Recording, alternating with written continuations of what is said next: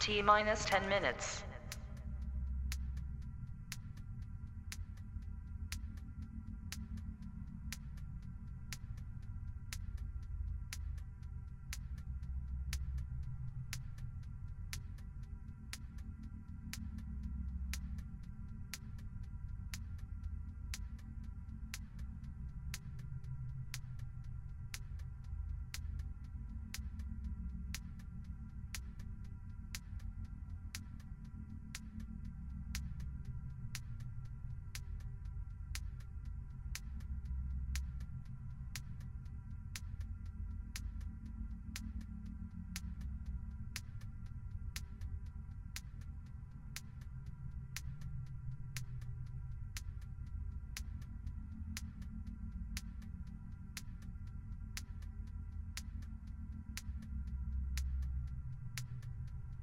T minus 9 minutes.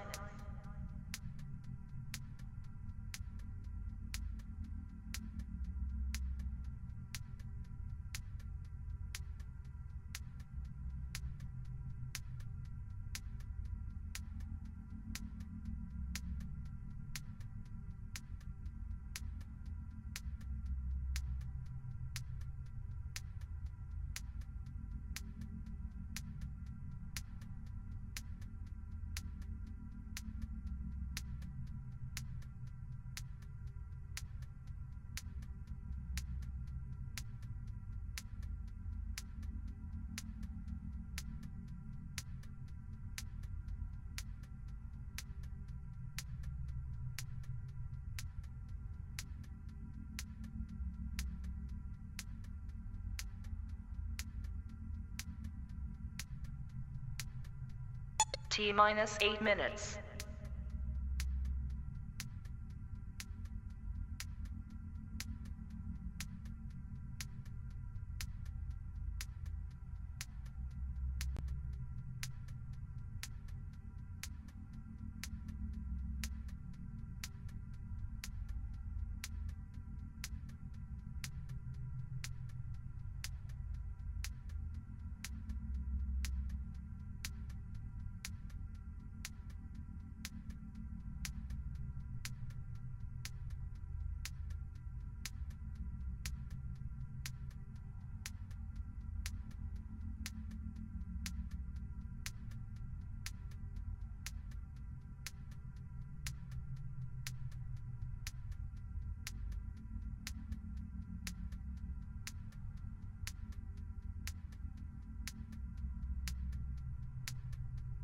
T minus 7 minutes.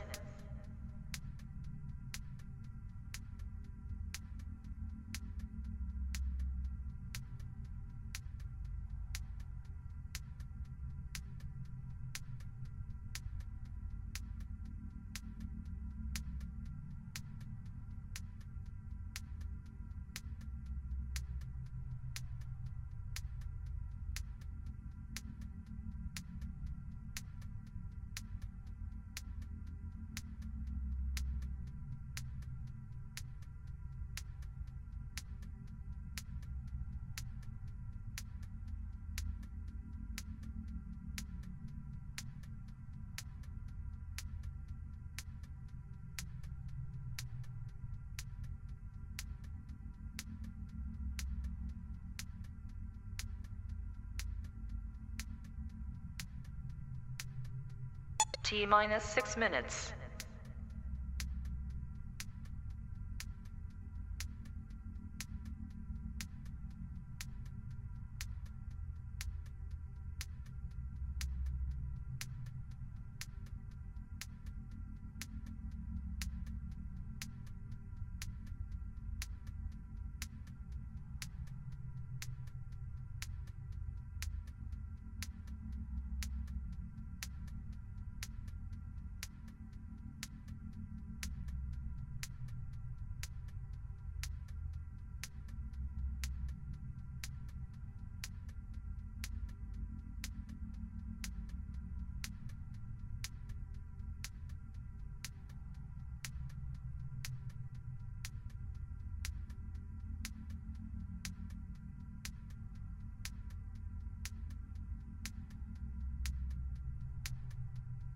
T minus 5 minutes.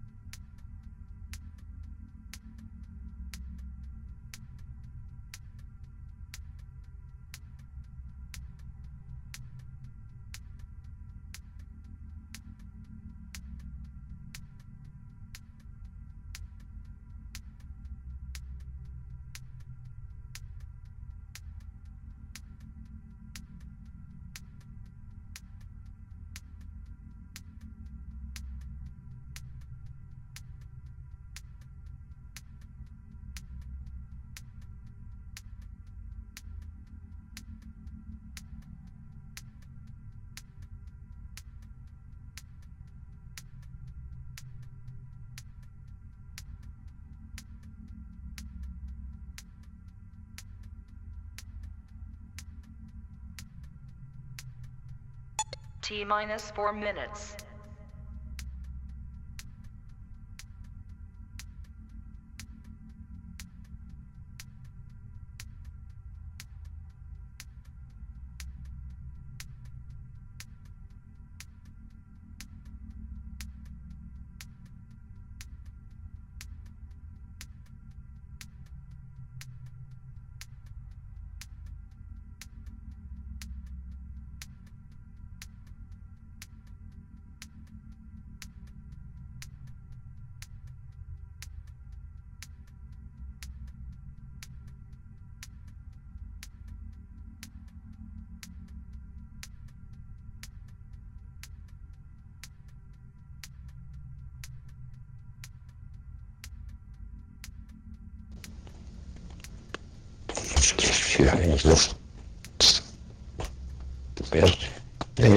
T minus 2 minutes.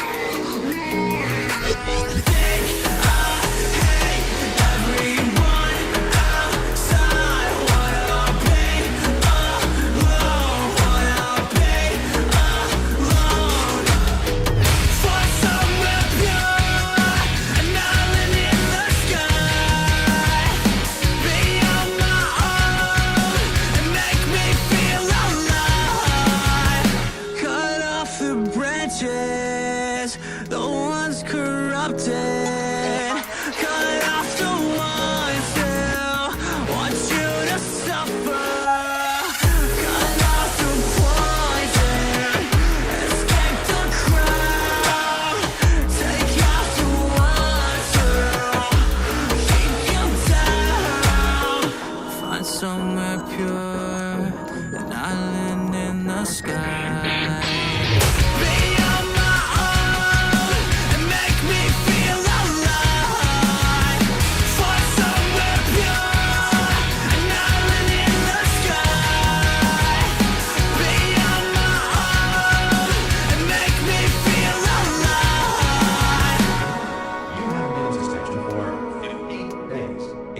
With state and federal regulations, all testing candidates in the Aperture Science Extended Relaxation Center must be revived periodically for a mandatory physical and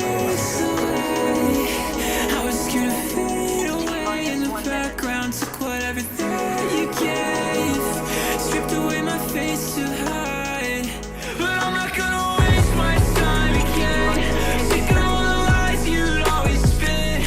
I'm the same person I was then, I've always been. Starting out so clear, lost myself to find it growing up so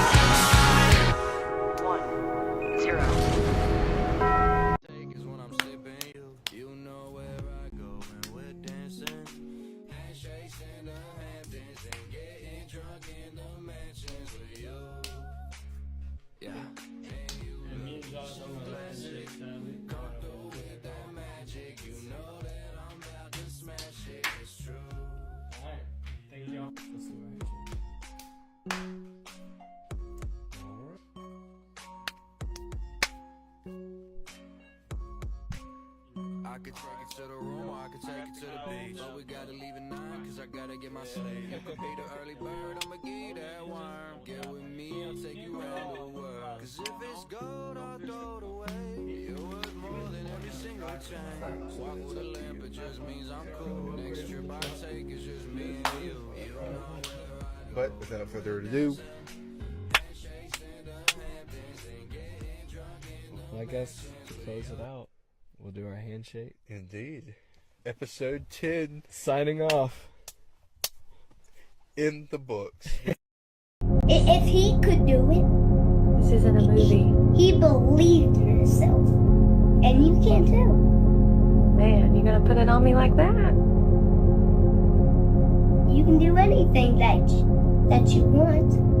You can get singing lessons, get a better job, make more money.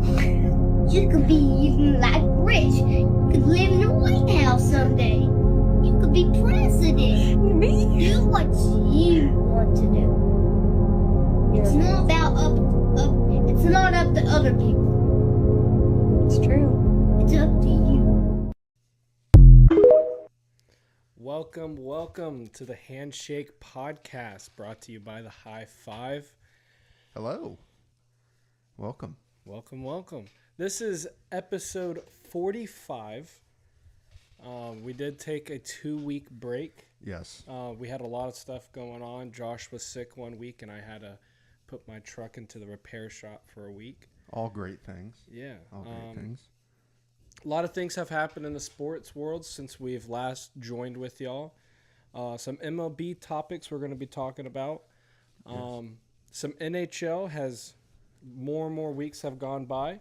And it looks like we can start talking about how good these teams are going to look throughout the season. Finally. Yeah. Finally. NBA's been taken off. It has, yes. And I do have to say, I can proudly say for these couple of games so far, the Orlando Magic have been looking pretty good. The Orlando Magic.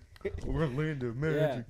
But if y'all do not know about us as a podcast, we're mainly a Florida and Florida State sports podcast that focus on football and baseball. But we also talk about professional sports also, like the Bucks. Today they're playing their Monday Night Football game against the Chiefs. And we talk a little bit of MLB, NHL, and other professional sports like NASCAR. Today we're going to talk about the Final Four going into the championship. So let's get a little NASCAR, a little left turn action going. But yeah, if you want to stay up to date with everything going on as far as the podcast, as far as the channel, all the merch that will eventually drop, just to stay up to date with that, and also our personal channels as well, because we do like to post on those quite often. Definitely the Instagram stories, I'd say, is the cream of the crop when it comes to news about when the podcast is, updates on it, memes, all the great stuff. I definitely say our Instagram stories are where it's at, and also Twitter as well. But if you do want to stay up to date, you do see all three of them up there. I am JTV Tree on Twitch and Instagram, and JTV Tree 16 on X or Twitter. yeah, and on Twitch I am j.high5, and on Instagram and Twitter I am XXC10. So yeah, if y'all want to keep up to date on anything we say or talk about, feel free to follow those things. And when we come out with a lot more merch and stickers, please do hit us up on all those social medias. Definitely. And the High Five production pages. Yes. Yeah. But I guess to dive on in it, I first got to ask you, what's up with the bag on the head? I feel that it's necessary because after the showing that we had this past weekend, I feel like it's inevitable, Jacob. It's inevitable that the 1 in 11 is going to happen, even though we did smartly actually schedule someone who is of a lower tier. But still, they score more points than we do. Just one time so far. One time so far. Yeah. Well, this offense has showed me everything that it needs to show me for me to wholeheartedly say this. Yeah. For sure, for sure. Yeah, we'll get and dive deep more into how you feel about this Florida State season here in a bit, but I think we need to dive into something we haven't talked about in a while. Oh, yes. Yes, It has been a little while. Yeah, before we dive into the world of sports news, we like to dive into what we've been up to here recently, and that column that we like to do is called the Random Story of the Week. Yeah. I do have to say I did something this weekend that was a lot of fun. Oh. Something that I think a lot of people should experience themselves. I went to FAMU homecoming. Yes. I have to say that was a blast. I showed up there at 8 o'clock for the parade. It was 8 to 11. I got to say the bands were amazing. There was actually one high school that was from Georgia that was awesome. Oh, really? Yeah, they were good. Oh, that's pretty dope. Yeah. But it was cool seeing how FAMU does homecoming compared to Florida State and Florida. Yeah. Because I've been to both. Mm-hmm. And I have to say it's different. And it was a lot of fun.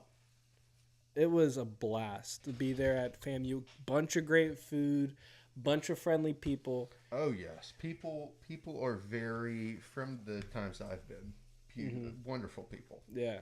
I do not own a FAMU jersey. As y'all know, I love to wear different types of jerseys. It does. So I wore my Bobby Boucher jersey. And I got to say it was a hit. Everybody loved it. There was actually one guy. This is pretty funny. We're sitting there talking, and a guy randomly just taps me on the shoulder. And I turn around, and this dude, he's towering over me. This dude's got to be like 6'5", 6'6", like bulky, really, really bulky. He wasn't wearing a lot of FAMU stuff. He just had a tank top on and a full arm of tattoo and muscle. And he goes, "Yo, give me that jersey. I like that jersey." I was like, "Hey, it's actually a pretty cool jersey. I bought off of Temu." He goes, "Temu?" I was like, "Yep, Temu got jerseys for like $11 on there." He was like, "Dude, I'm actually gonna go do that right now." So there was a bunch of people love my shirt. That's awesome. Yeah.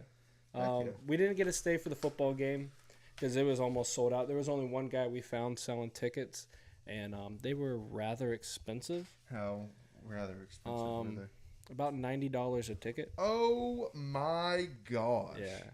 Which FAMU did win their game in almost blowout fashion. Like they look good. At least there's one team in Tallahassee that's, going to fight for something this year. Yeah. There's actually something I watched on YouTube the other day about FAMU. I thought it was pretty cool. I want to touch on real quick. Mm-hmm. I think it was back in 2004 or 2005. They actually tried their hand at being at the FBS level. And it was so much of a cabal that they couldn't schedule a bunch of teams about their rank to play. They won their first game. And after that, it just was a steamroll effect of going down. The big what if of that whole video, though, that I thought was pretty cool, is what if FAMU actually was able to do something and be a part of the FBS level? I think that would have been pretty cool. Yeah, and also the fact is, if you look around, that literally if FAMU became an FBS level school and actually played in a premier Power 4 conference, Tallahassee would be like the only. It would be the premier spot for football. You have like LA and all that kind of stuff, but really for like a small city, big town-ish thing, for having two schools within, like the stadiums being within, I don't know, 4 or 5 football fields. Like, it's really not that far away. It's walking distance, really. Yeah. Because we've had, this was funny too, while the whole thing was going on. There's a sea of orange and green. And we're sitting there on the hill, and we look over and we see 2 ladies walking through the crowd wearing nothing but FSU stuff. And we thought we looked like sore thumbs for not being FAMU fans, not wearing FAMU attire. But they were sore thumbs walking through. Everybody just stopped and was staring at no. them. And Emerson goes, Oh, "You're at the wrong tailgate." Oh my gosh. You don't do that. It was pretty funny. You Yeah. don't do that. Yeah. Oh my goodness gracious. But it was a lot of fun. Bunch of great food. I do have to say, if y'all never have been to a FAMU homecoming, I would say try it out. It's a lot of fun. It is. It is definitely, you have to do it at least once. Mm-hmm. It's like visiting the Eiffel Tower, going to Spain.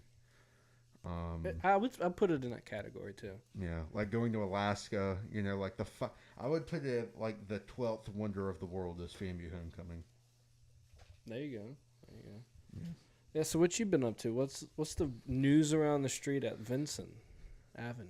At Vincent Avenue? Yeah. Oh, nothing much. I was in a car accident. Oh. It was pretty fun, You gotta love when other drivers aren't paying attention to the road and you still have to pay for it. But it's okay. It's not like we're all the insurance agency right now. Can you walk us through what happened, sir? Indeed. I was on my way to work that fateful morning. I don't know what morning it was. Some morning. And I was going on a one-way. I was in the left lane. He was in the right lane. Oh, sorry. And he proceeded to want to make a left-hand turn in the right lane on a one-way. And I was in the left lane. Oh. And proceeded to turn into my wheel well. Then I proceeded to have to avoid the car more and pedestrians that were nearby. So pretty much drifted a Chrysler 300 Limited through traffic, through people, and out of the way of trees and cars to then perfectly land where I'm crossing both lanes of traffic. Oh my goodness. Yeah. R.I.P. the Chrysler. It will be missed. The other guy's car was like a tin can. The cop pretty crushed much, up? The cop pretty much said if I wouldn't have reacted the way I did and knew it was kind of coming, like I wouldn't have been paying attention, I would have pretty much T-boned him, and apparently I would have killed him. So safe always driving. pay attention. Safe driving. Yeah. Is that bothering you? What, this? Yeah. No, not really. Okay. It might bother you when I you have do to this. adjust. Oh, I'm definitely gonna have to take it off whenever. It'll be a face reveal. There we go. The first time we've seen Josh's face this episode. Yeah. Every episode. It hasn't been me. Yeah. I have a twin. This is actually the real Josh. We have the same tattoo and everything. Oh my gosh. His But name is John. It's been an interesting year, to say the least. For sure. And on top of it, my football team isn't doing well, which doesn't help me mentally because I, unfortunately, toxically care a little too much about my sports And the teams. NFL team is a lot of injuries. I don't want to talk about it, bro. Baseball? Kansas City's going to do nasty things to us tonight, and not in a good way. You want to talk about baseball? How's Boston doing? It's been a horrible year for you. We were literally, honestly, I think Boston was the most mid baseball team in history. We had a 500 record at the end of the season with a run differential of 0. Mm-hmm. It was perfect. Perfectly mid. Perfectly. Mid. It's just sad. Yeah. But it's okay because that means since the football team sucked, either our baseball team's going to be really, really, really, really, really, really, really good, or our basketball team's going to be really good. That is because true. That's the way the world works at Florida State, apparently. Or a women's team's going to win a national championship. One of the three options, and it will be. Yeah. But that kind of wraps up our random story of the week. Does. Yeah. But the next thing we have on our docket today, is putting a drink under review, something we've been doing for a while. Oh, yes, indeed. I am And, very excited for this beverage. Yes. This is to wrap out our Halloween week that we've had, or month, because weren't here during the Halloween week last week. So we're going to try out the Mountain Dew Voodoo Mystery, and we're going to rate that one. I've heard a lot of good things about this Mountain Dew. Indeed. Very excited to try it. Every year they come out with a very different flavor each time. And I think this one has like a strong berry taste to it. So we'll see. It's supposed to be very refreshing. Yeah. So are you ready to put Mountain Dew Voodoo under review? It's a good one. Good little rhyme. Oh, yeah. So this is the 2024 edition. I think they've been doing this since 2017, around in there. So 2017? Yeah, I think they've been doing this for a good bit. Ooh. Good smell on that. Let's give her the old. Ooh. Ooh. Can we get the sizzle? That was a good one. Let's get this. Sizzle.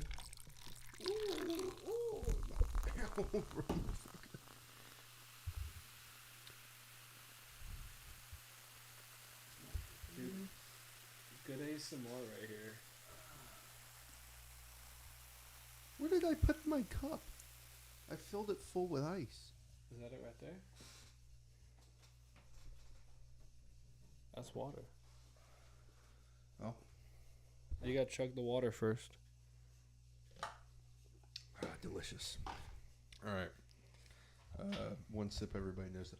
Oh, it's like actually clear. It's Yeah. like a white. It's not clear. Yeah, because they don't want you to know the flavor from the color. Well, no. I thought it was going to be like a clear, like a Sprite. Not like a, it has some Tint to it. Some tint. Yeah. Perfect. Cheers. Vocabulary word. Indeed. Cheers. To the fallen.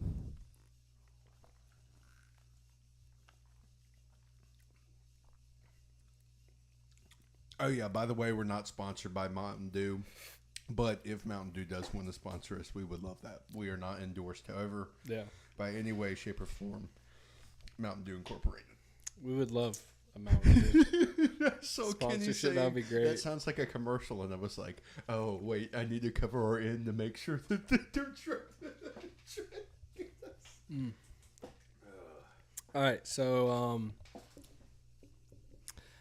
it has a very strong berry taste to it. Very, and I actually like it. Yeah, I do. I'm gonna give this a 8 out of 10. It's very refreshing. The aftertaste is Mountain Dewy, like they all are, but it's a good aftertaste. It's not very stagnant. It does have that signature Mountain Dew aftertaste, which is not a bad thing. Not a bad thing, because, like, for instance, the one that we did. The live. I don't know what one? podcast. Yeah. The orange one that we did at one of the podcasts. That one was terrible through and through, beginning and end, and the aftertaste was not Mountain Dewy at all. Yeah. At all. This is not as good as a couple years ago, the Voodoo that they did. It tasted like a handful of Skittles, but not handful of Skittles? like not too much Skittles. Like, you know how when you get the bag and you pour it in your hand, you threw it in your mouth? Yeah. It tasted just like that, but not too much Skittles flavor to it. And it was good. Real good. That does sound pretty nice. Yeah. Yeah, I still have that can, but I'm not going to drink it.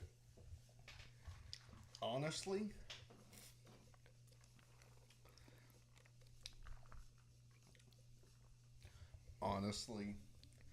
I might have to give this like an 8.7, 8.8. Okay. I really like the berry flavor, and it's not like, if I want a strong soda, I'll get something else, but it has enough fizz, but it doesn't have so much to where it's too much with like other Mountain Dews, so it's just mellow. Yeah. Like, I know this sounds really bad, but like, oh god, this is such a fat me talking, but like, this is not like water, but like, It's not like you're drinking soda.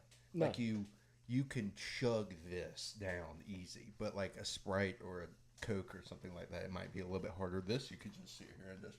Yeah, I do have to say, this being a sake pitcher would be very, very dangerous. This and some Malibu, or just coconut rum in general. Yeah. Oh, that's delicious. Hey, Palace, if you're watching this, buy the rest of the Voodoos up.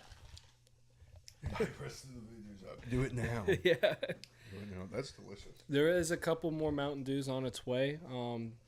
They got the Game Fuel ones, the citrus cherry ones coming out again. So that's going to be one of our next under reviews that we're going to be doing. So, yeah. Indeed. Yeah, so here in a second, we're going to dive into some Florida, Georgia review and some FSU, North Carolina review after this short message. Hey, Uber for Garth? Yeah, man, come on in. Cool. How you doing, man? Doing well. How about yourself? Good. Where you from? I'm from the great state of Georgia. Georgia. Okay, yeah. How about them Bulldogs, right? Yes, sir. I used to play football for them, actually. Nope. Hey. Yeah, so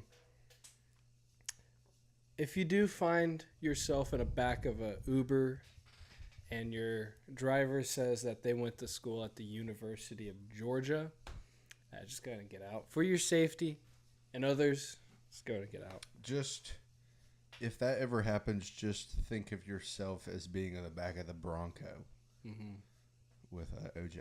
It's not a good sight. Not a good sight at all. But let's dive on into the game that happened this past weekend between Florida and Georgia.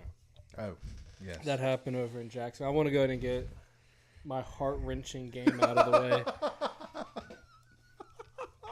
Before I get started, I want to say them boys put everything on the line. They did. Your defense surprised a whole lot of people. They did. But to get into the game, going into it, I had a mediocre feeling. Just like how I felt about the Kentucky and Tennessee game. If the defense comes out strong, basically punches them in the mouth, I feel like the offense can return that favor and score and keep it an interesting game. And I was right to an extent for the first half. Georgia went up 3-0 in the first quarter, and then quickly Florida starts picking the ball off, getting the ball into DJ's hands. They start making some plays. Well, Florida goes down the field, goes up 10-3, and then the drive later, DJ Lagway gets hurt right before the half ends. And Aiden Warner, our third-string quarterback, who is a redshirt freshman that was a transfer out of Yale University, not Yale High School. Yale High School. He didn't do a good job. It was his first start ever, really. You can tell he was scared. He was able to finish out the half, scoring a field goal, keeping it 13-3 going into the half. So it was pretty exciting to see what Florida was able to do at that point. Well, going out into the second half, Georgia has a 14-0 third quarter going up. And we'll just say Mr. Warner wasn't able to get anything going. It was pretty bad. Yeah, the pain is definitely in my voice. We had DJ Lagway get hurt. A bunch of our defensive guys, almost every other play was down, was a problem. Our injury list is almost as long as our roster for each week. It's getting that bad. But I do have to say, DJ Lagway had a showing for what he was given. I know it was 2 for 6 with 47 yards, and he was 7.8 on his passing average. He did have that one touchdown that was beautifully thrown. I think it was a 45-yard throw over the defender's head, wide open wide receiver. That's what put Florida up at that point. I felt good. Really good about the game, and I thought things are going to look pretty well, and then he got hurt. But that being said, Carson Beck did not have a game for himself either. No, he did not. He did throw 25 for 40, 309 yards, 7.7 average. He had 2 touchdowns and 3 interceptions. He had a QBR of 61, so not very good at all. That is the same as DJ Lagway, only doing a quarter and a half. He only had 11 points higher of a QBR than Brock Glenn on Saturday. Yes, he did. I went to bed peacefully that night, knowing that ETN got blown up in the backfield multiple times. Our defense came out strong from the beginning all the way to the end, kept it tied 20-20 going into like the last, I think, 3 minutes of the game. This team has a fight. Like, they have fight in them. I think they're a great team. Obviously, we don't have the talent this year. We do have the talent. It's not the coaching talent per se. Mm-hmm. These boys with the right coaching, like a good offensive coordinator and a good offensive line coach, I think would take that offense to a whole different level. Same with the defense. Like, we do have 2 defensive coordinators. I do think Armstrong needs to be fired, and go ahead and let – I keep forgetting his name. The guy who came from Texas or Auburn here in this past offseason. Oh, yeah, that's right. Yeah. He needs to just go ahead and take over the defense, because there is talks around Florida Twitter that the team came to Napier and the 2 defensive coordinators and said, listen, we need to make this defense more simple for all of us. Like, it's pretty out there, of course, what Armstrong was saying in his first interview about Florida's defense. Back set, 3 wide, blah, blah, blah. He didn't even know what he was talking about, but he was trying to make a playbook that was impossible for him and everyone else to know. For sure, yeah. The players didn't even know what he was wanting half the time. Yeah. So they simplified the defense, and I said, me and my dad were talking, and I told him, I was like, them simplifying this defense is probably the best thing that's happened this whole season. It's kept us in every game now. Ever since the Texas A&M game, when they switched all that up, it's gone a lot better week by week. You never know. I know for a fact we're not going to beat Texas. I'm going to go ahead and put that out there. I'm not somebody that's going to be like, yes, we are going to go over there and we're going to show Texas how it's done. No, we're not going to do that. Given that DJ still might not be fully healthy for this weekend, even if he is, I do think that he needs to have the most rest he can before the LSU and Ole Miss game. Yeah. Because those are 2 very important games to make a bowl game. Mm-hmm. We need him for those. Very much. So if he gets hurt the Texas game, a game that is already set to Florida to lose, playing away, I have a good feeling that Florida can make a bowl game. If they at least win one of the LSU and Ole Miss games, and the FSU game, definitely making a bowl game. But there's a lot of fight in this team, and I do give them a lot of credit. I know at the beginning of the year I was a big let's fire Billy Napier because of the Miami performance and the Texas A&M performance. But I do have to say he's turned it around since the Texas A&M game. Yes, he lost the Tennessee game, and that was all on him. All on him. In this Georgia game, there could have been some things made that could have gave Florida a better opportunity to do this. We had another backup quarterback sitting on the bench, ready to go. It killed me whenever your holder or snapper sent it a mile in the backfield. The ball literally landed on y'all's 35-yard. Yeah. Like, the thing went, boop. Well, no, it was a low snap. But he should have been able to pick that up and put it up there. Because Emerson, I was watching the game with him, and he was somebody who used to be a holder for Leon for football. And he said even that being a low snap, high snap, or whatever, He should have been able to get that and get it ready by the time the kicker gets there. It looked like it went through his hand. It did. It for sure did. Literally, it just went whoop, and it just went, and I was like, wait, was that the snap? It literally looked, because of how the ball went in the backfield, that it literally went like a mile over the kicker. It went, guys, it went hit his hands. Straight through his hands. No way. It was a low snap. Don't get me wrong, but he still, could have caught that and prepared it. Oh, bro. Yeah. It is what it is. It is what it is. But it was a close game. It moves Florida to 4-4, 2-3 in the conference, and Georgia 7-1, 5-1 in the conference. It's going to be exciting to see tomorrow, where Georgia's going to be on the first playoff bracket look. Scroll down real quick and see what the SEC standings are. Like, keep on going. There you go. Here it is. Far. Okay. Georgia and Texas A&M are both 5-1 in the conference. Oh man! And Tennessee is shortly behind Texas A&M, being 4-1. So it's going to be a race between Texas, Tennessee, Texas A&M, and Georgia to be in the SEC championship. There are 7 teams ahead of Alabama. Yes. Oh my God! Yeah. At least Florida is not sitting like Kentucky or Mississippi State.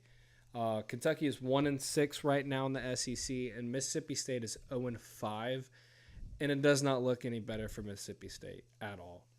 No. Looking at the last 3 games they have is Tennessee, Missouri, and Ole Miss. I'm pretty sure they are only maybe going to be in a game with Missouri, because Missouri is on a downfall right now. But safe to say that they could have our schedule. They are going to have a 2-9 season. They won 2 games? Or 2-10 season, yeah. Who'd they beat?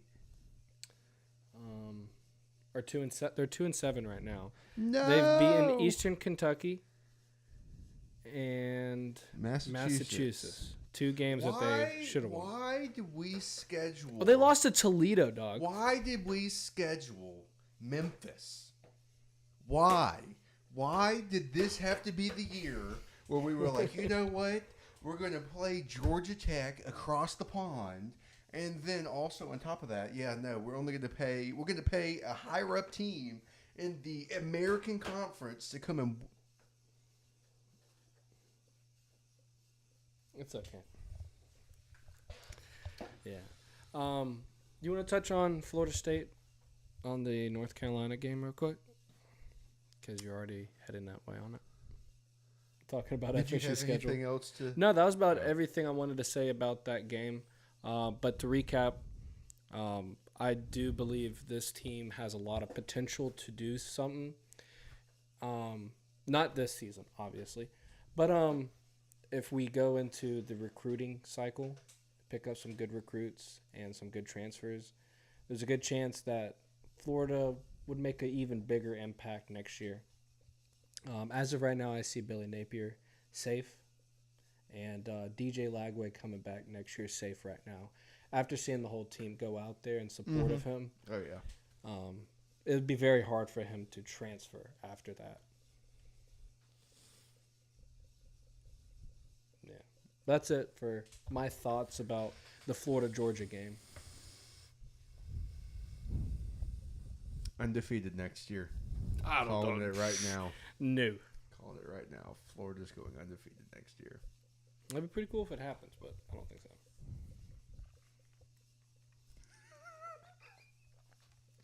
I don't know. I could see it.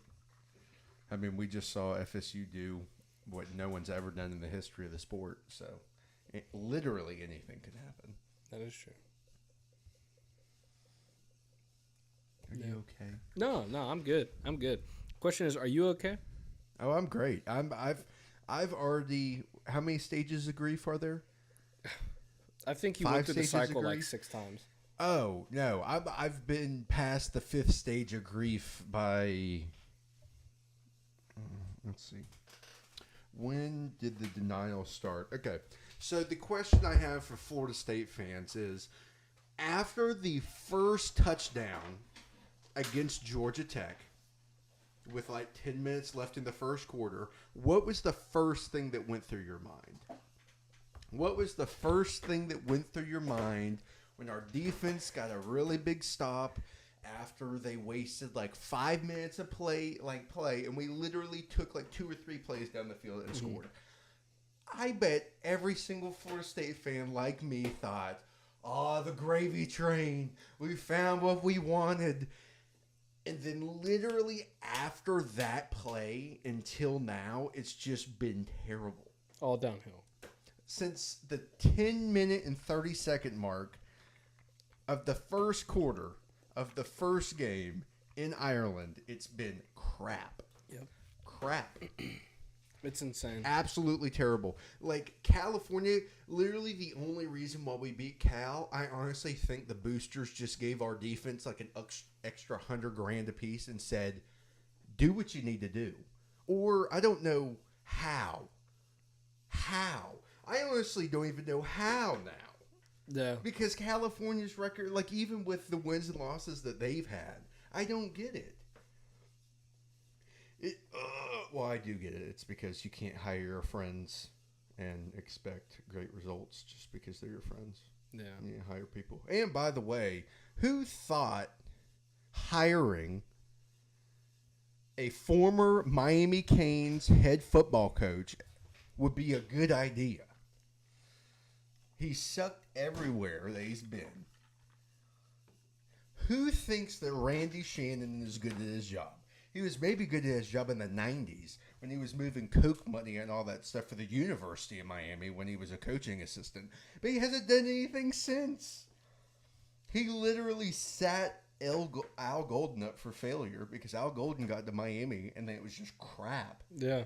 And then they fired Al Golden. But Al Golden was probably one of the best, in my personal opinion, I think he was one of the best Miami head coaches of the last 25 years. It's just that he got shafted.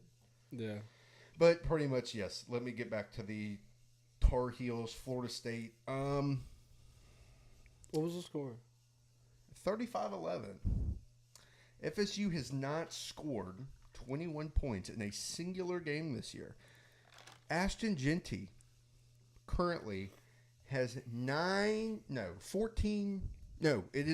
points. 9 more points than the entire Florida State team. That is offense, defense, kick returns, punt returns, everything. One player in the NCAA has more points, That's more insane. touchdowns, more overall points for their team than our entire team this year, bro. How? No, it doesn't make any sense. They lied to us. All those beat writers need to. I don't think anybody really lied. No, yes. I haven't really. They 1,000% lied. Like, there's a clip going on right here of this coach talking to the Florida State defense before going out, and they weren't even listening.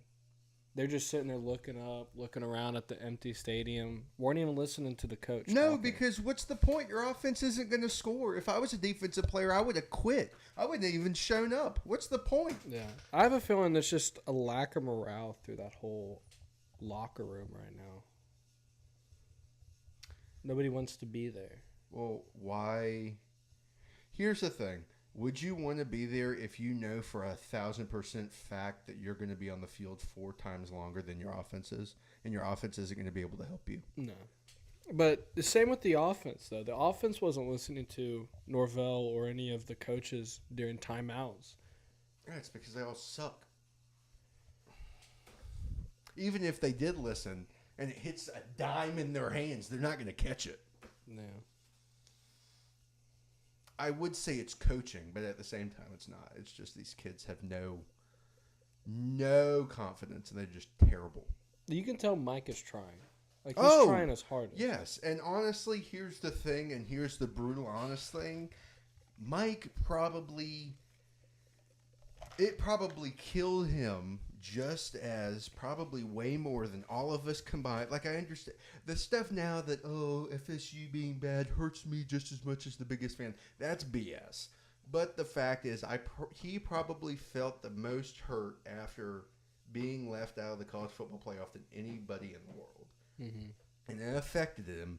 And then he had to turn around an entire locker room after the first time ever that this has like remotely happened before, where it's like been like, yeah. But no. I mean, for instance, if we look at 2011, 2012 national championship team, there was no reason for Notre Dame to play Alabama that year. No. They got smoked, and Notre Dame knew that they were going to get smoked. Yeah. But it's just, it never happened. It shocked everybody, and then you got to tell a whole team, hey, it's okay. You need to fight, even though fighting for it is pointless. Which is now the same thing with the defense. What's the point of you fighting for a sack every single down and getting hurt and getting tired and all that stuff when Brock Glenn's going to go 6 for 11, Luke Cromanoke is going to go 2 for 7, and you're going to get 1 touchdown, 2 interceptions. They had a total 192 yards or 93 yards of total offense to North Carolina's 500. 500 total yards of offense. If I could see, like, look at the amount of defensive players that had to play for Florida State.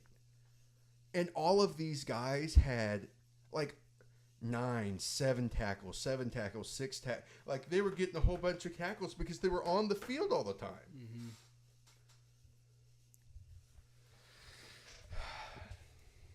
I just hate how people get pissy at the defense when, honestly, I think the defense is the best thing about our team, because if we didn't have a good defense and our defense was like our offense, we would have the North Carolina JMU game every single week, and we'd be North Carolina. Yeah, that's true. MVP is our kicker and our punter. Yeah. Looking over here in the ACC standings, Miami sits 5-0 and 9-0 overall. And SMU sits 5-0 and 8-1 overall. And Clemson is in third place in the ACC at 5-1.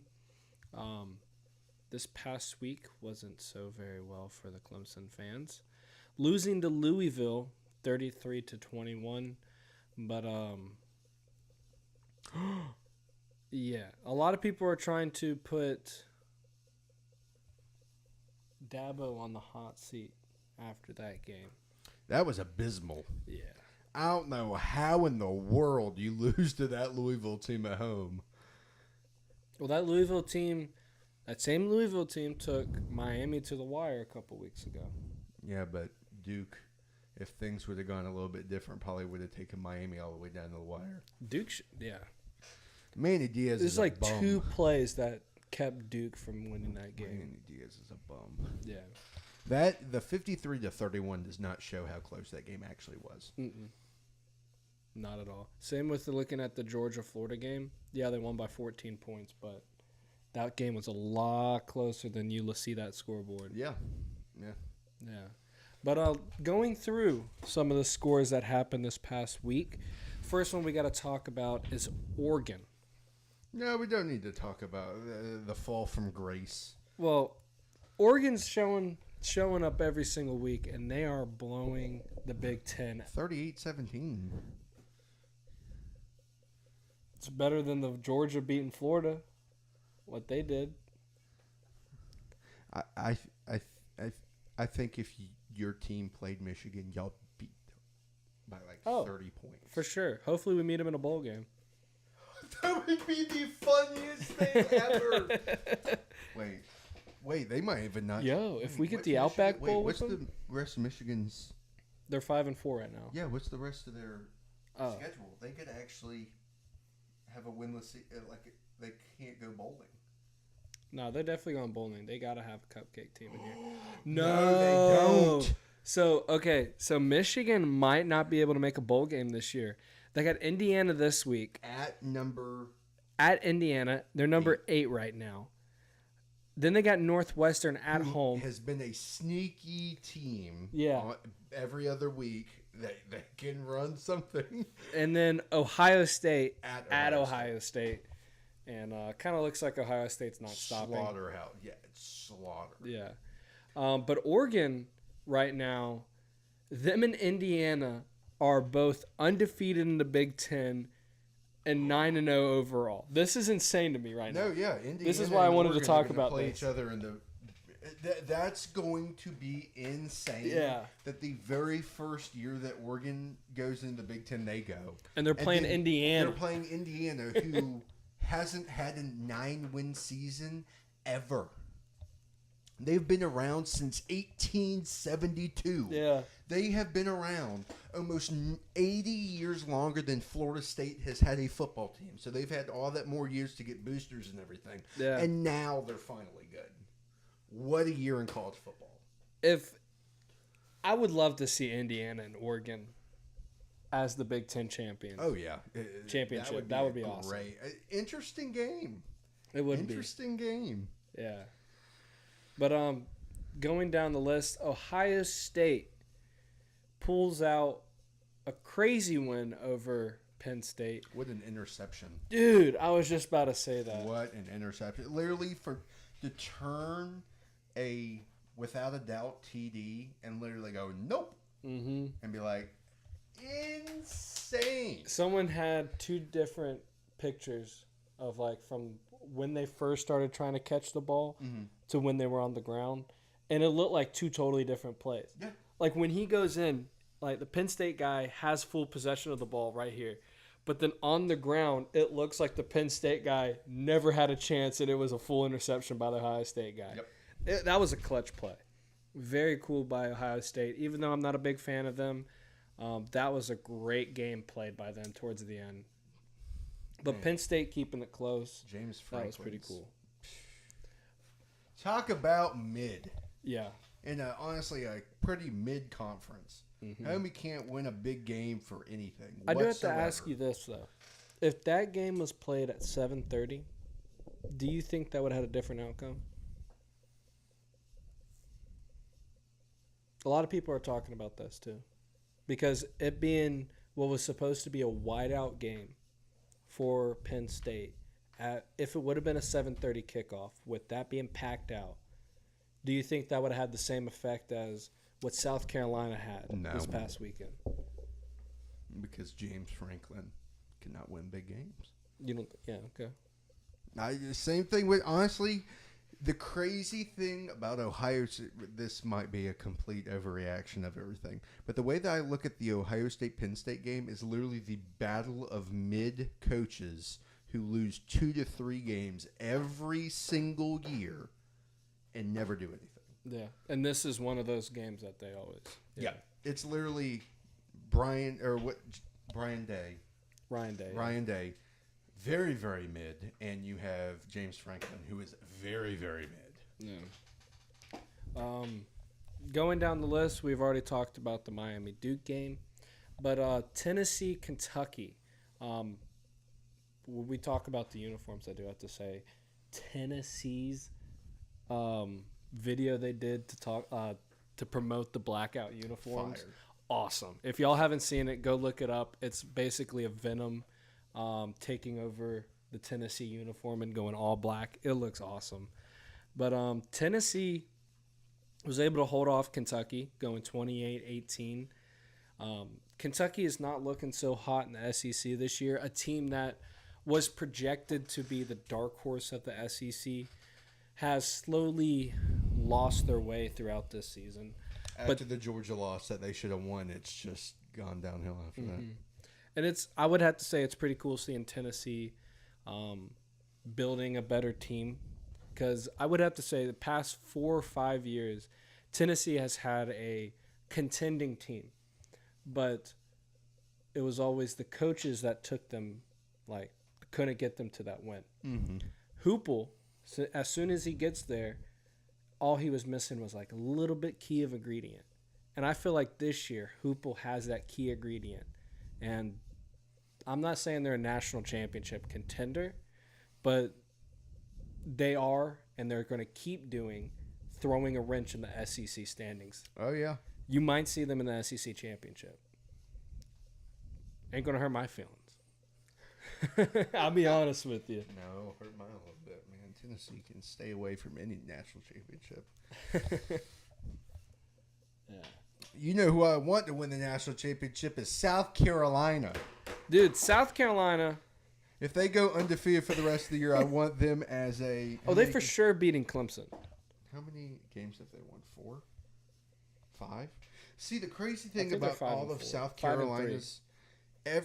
all 3 of those losses have been 3 or less points. I'm almost positive. 33, 36, 33, 20, except the Ole Miss game. Ole Miss game was a blowout, but 36-33 against LSU. Ooh, and Alabama by... Yeah. Which they got to play Vanderbilt this week. It's going to be a hard game for them. Which is actually... See, here's the thing. We like to say, like, oh, Vanderbilt's going to be a hard game. Vanderbilt's like an actual contender this year. It's crazy to think about. Off. It really is. Yeah. Then they got Mizzou and Wolford, their little cupcake team. And then Clemson. I really think they're going to beat Clemson this year. After seeing what Louisville did to Clemson, yeah, for sure. That team is literally cooking or literally complete silent. Yeah. One or the other. And moving down the list, Indiana, what they did to Michigan State this past week, 47-10. Spanked. Given that Michigan State hasn't been relevant or good in the past, 5, maybe 8 years since they've had the playoff appearance. That was probably close to 7 years ago now. Yeah, destroyed. What? Yeah, but Indiana, I'm so impressed with them going undefeated so far. Oh yeah. That keep going. That fan base deserves all the flowers and more. They do, for sure. Kansas State getting upset by Houston. That was the biggest surprise for me this week, and I really thought Kansas State was going to go in there and handle some business, but it seemed like Houston, that whole entire game, was out for something. They were there to prove something, which it made an exciting football game. They won 24-19. I thought that was a very good game. 23-19. And Pitt moves along in the SMU moves along in the ACC, beating Pitt 48-25. It seems like SMU is going to put up a fight through the ACC. What did I say at the very beginning of the year? I said SMU is going to win the ACC. It's insane. Yeah, you did say that right on the dot. And they were bumpy. I think they started off. They lost their first game. Yeah. And then I was like, oh, the receiving core or whatever. And then ever since then, especially with them losing their, I don't know if y'all watched that game or not, but one of SMU's players got hit pretty hard and pretty much stopped moving. Yeah, that was pretty scary. Yeah, but they'll probably play for him. I thought that was going to make them rocky the rest of the game, but it doesn't seem like it. Really, not at all. Really Army moves on undefeated. I thought that was pretty cool. Yes, they were the final armed forces school that is undefeated and in the top 25. RIP Navy. It was a good run, but holy were you exposed by Notre Dame last week. Yeah. Oh, my gosh.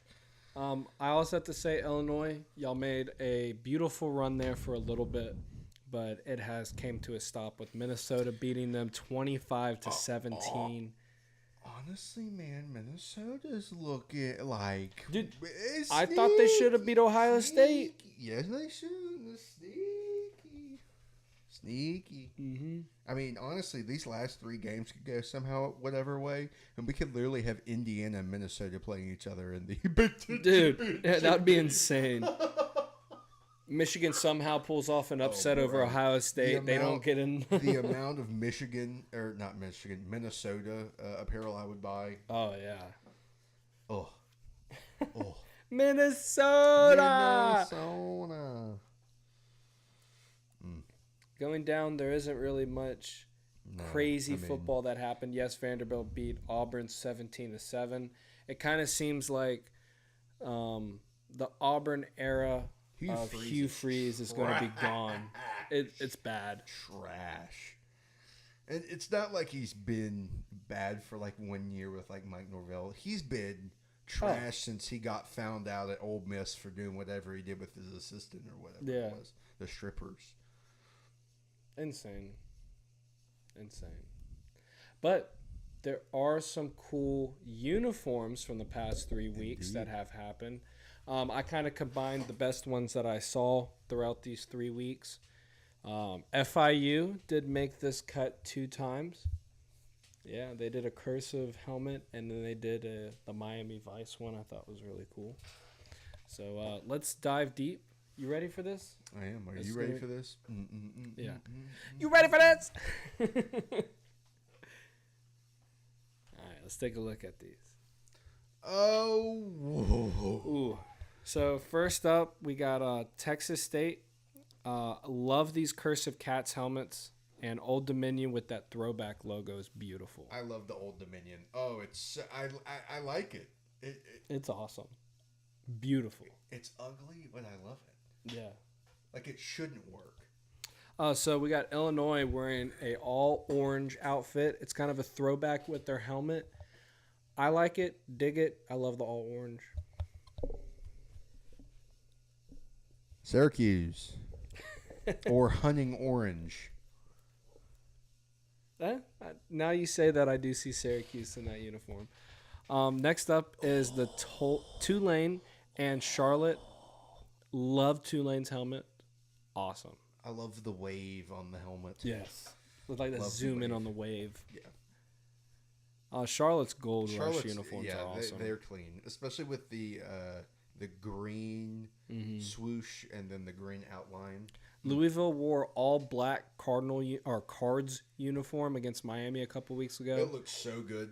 Very cool. But it was really weird wearing it midday, like when Florida did their all black. Thought that was a little weird. It looked good in the end zones when they scored. It did. You know they were hot. Oh, yes. Speaking of all black, we had the all black Miami uniforms that they wore against Florida State. Florida State. Yeah, this was last week. I'm not a fan of they're all black, mainly because I'm lost in the orange on that. That was a funny football game. Yeah. Watching Cam Ward have a mental breakdown. So we got the Colorado gray uniforms.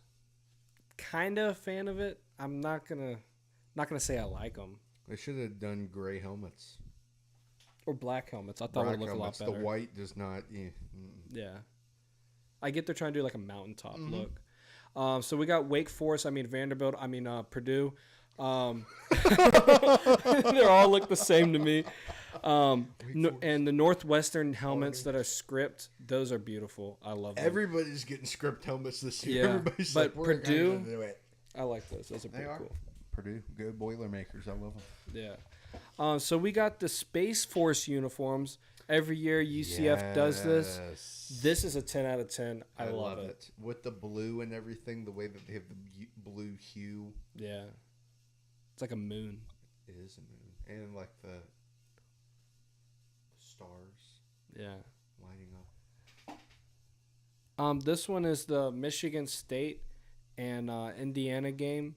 Michigan State with their blackout. I think it's all right. Not the best. They need more definition with the green. Yeah.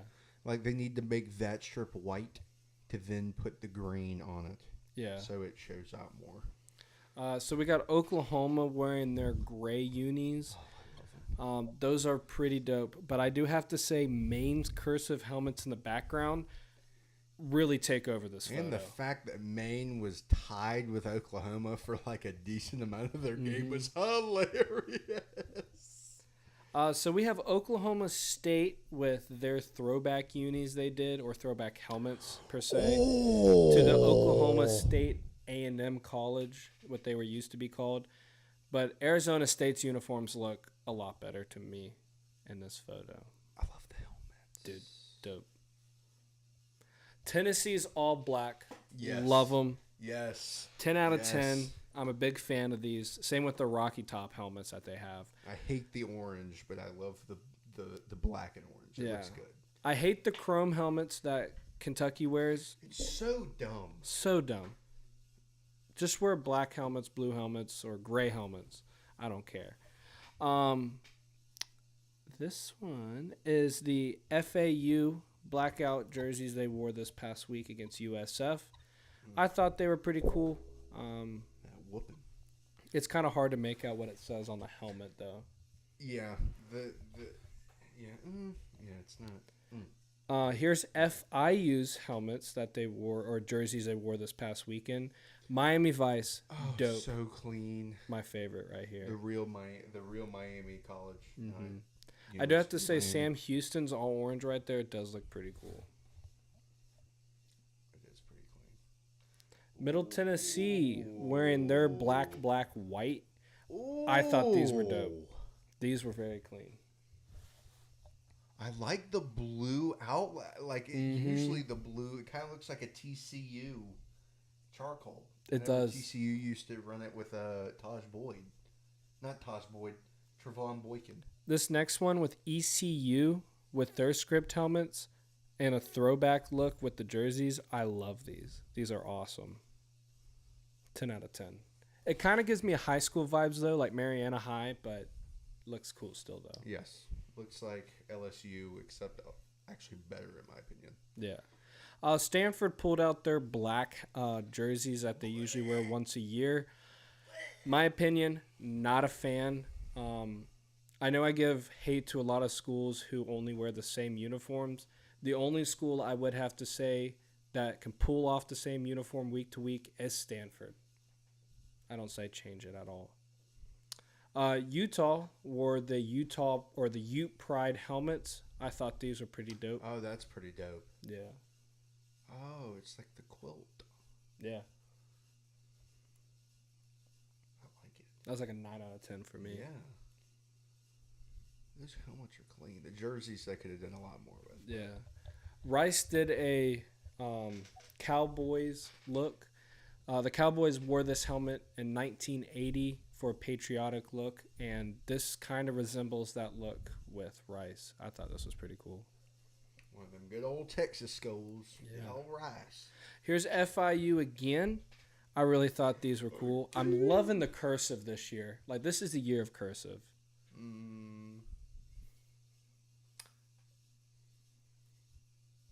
It's the only cursive helmet I don't like. You don't like it? I don't. I think it's very pretty cool. No, the FIU on the side throws it off. That is completely. true. Ohio University did blackout uniforms. I give this a 0 out of 10 because the green numbers, I'm lost. It looks horrible to me. With the white outline on the stripes, I don't like it. 15 out of 10. You like it? Oh, I love it. Dude, I love it. It looks so stupid, but I love it like Horrible. deeply. It looks so awful, but it's so good. Jack State wore these red, white, and blue helmets. I thought these were pretty dope.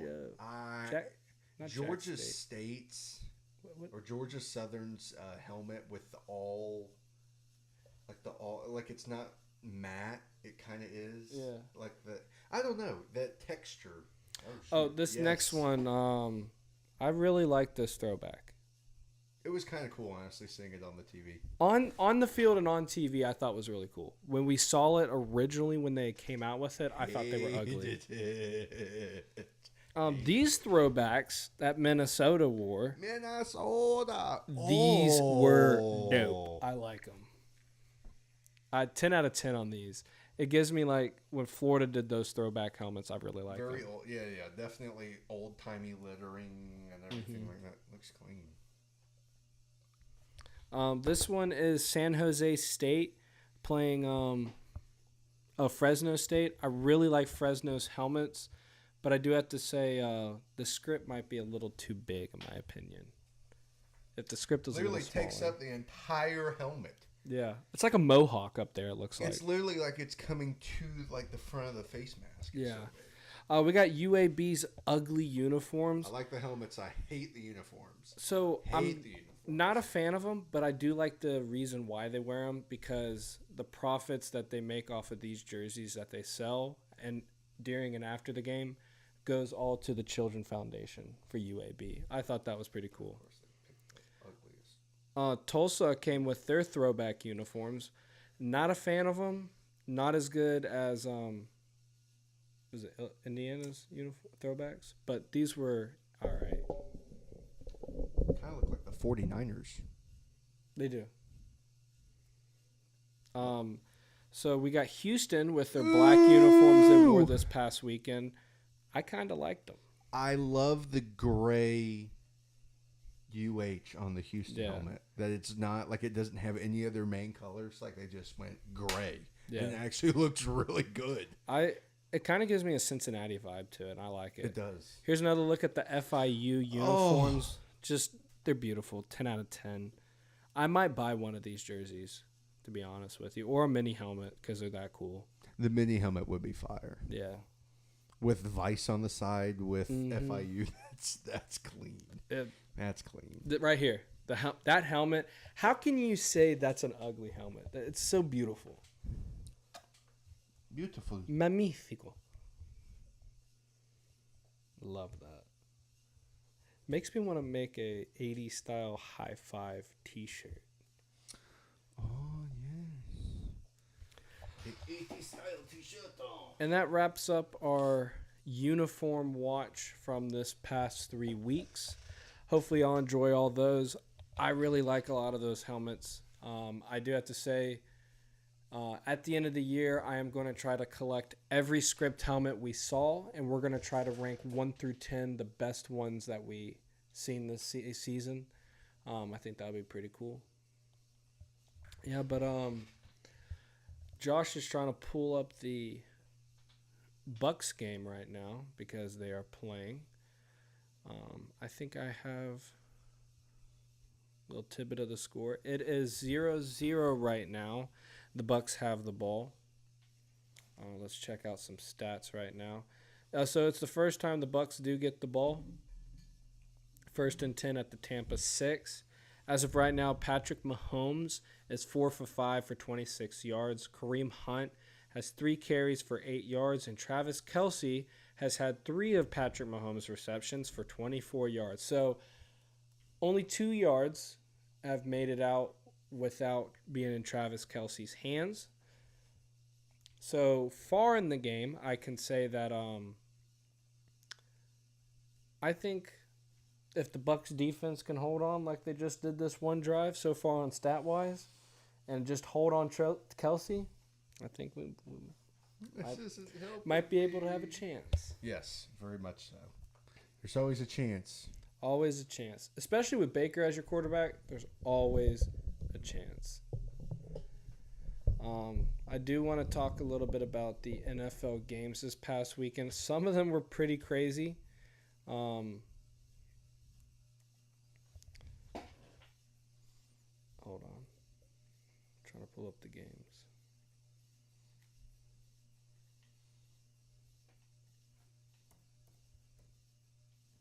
There we go. All right. So the games this past weekends, the ones that were crazy enough to me was, first off, was the Panthers beating the Saints 23-22. The Panthers not having a great season. This is only their second win so far, but also keeps New Orleans at only having 2 wins. Which is insane to think about. New Orleans started off 2-0. Yeah. And everybody in New Orleans said they were going to be good. And they've lost 7 straight. They haven't done anything since at all. 7 straight. Derek Carr went 18 for 31, 236 yards, and only 1 touchdown.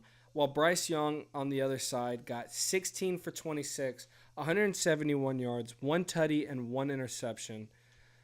Bryce Young, young quarterback, he did get a lot of hate so far this season. He still needs a lot of time to learn. He doesn't have the best coaching staff around him. Mm-mm. He does have a good coach though. He does. Was an offensive coordinator for the Bucks. But he might have a good coach. He does not have a good NFL front office for him to be successful. He doesn't have the best offensive line surrounding him. I feel like if he ever did, he would be a pretty good quarterback. Yep. But it's cool to see the Panthers finally get a good win like that, but it is funny to me to see the Saints fall to 2-7. Another game that I thought was crazy that came down to the wire was that Patriots and Titans game going into overtime when the Patriots tied that up. That was an insane play. Yes. I would have never thought from the first snap, like when the snap happened, I was like, it's a game over. Patriots ain't going to win this. And the next thing you know, they score the touchdown. You're like, holy cow, we're going to overtime. But how overtime is, Titans was able to kick that field goal and win. So Titans, too, another team that has been falling and falling under the regime of Will Levis. Has the regime. Yeah. They have found a way to get a win in a really good fashion, too, against the Patriots.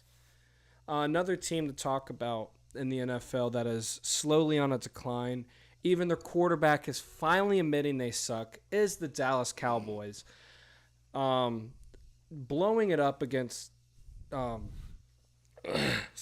against Kirk Cousins. It looks like Kirk Cousins is now going to be somebody who you never know is going to have a great game or have a horrible game. And this past week, he looked great. Yeah. He looked really good. And Dak Prescott, he can only do so much. He went 18 for 24, 133 yards and 1 touchdown.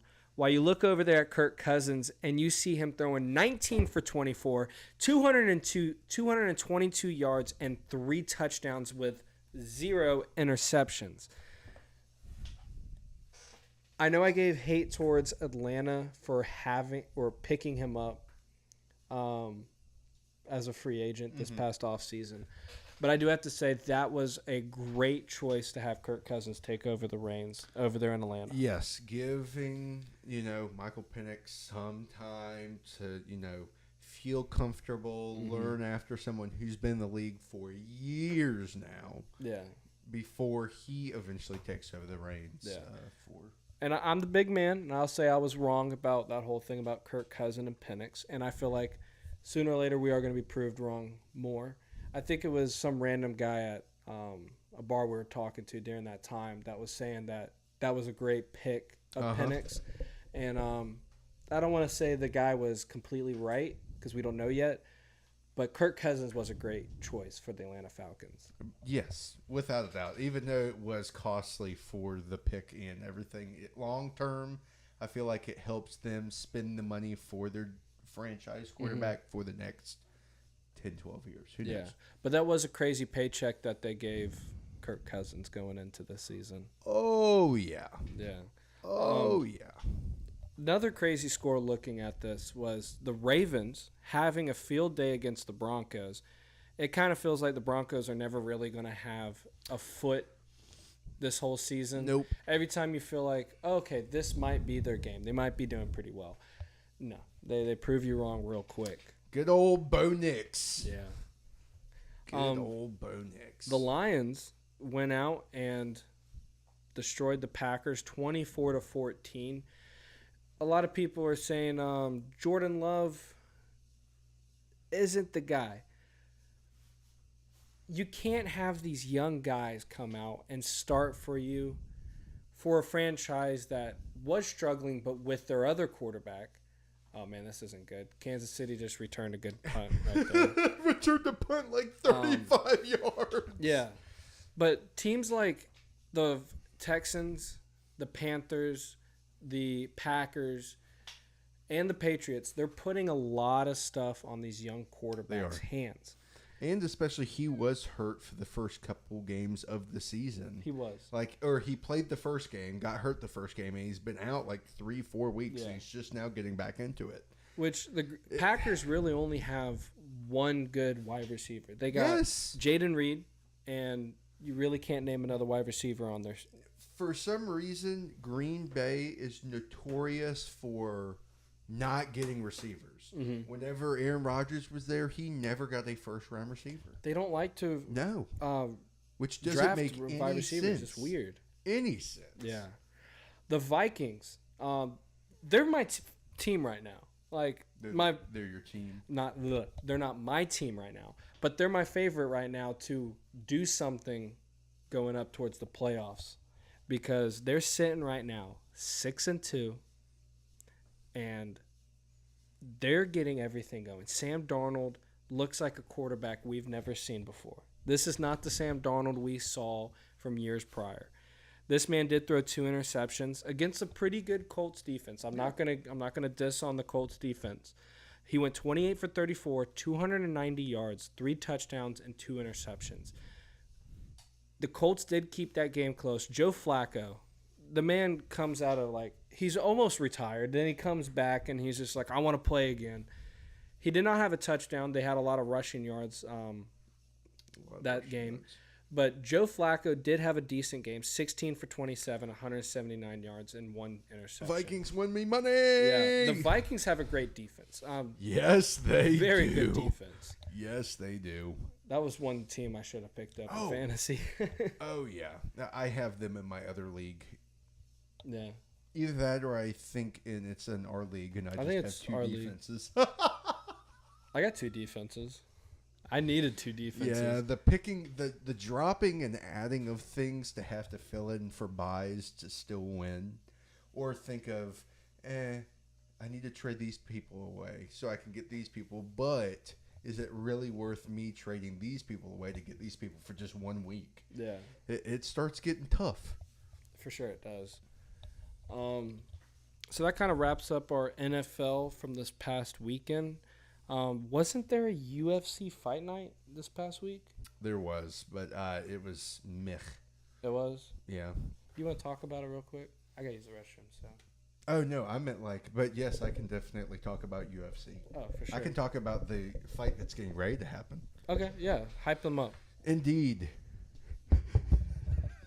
Yeah, get them all hyped up.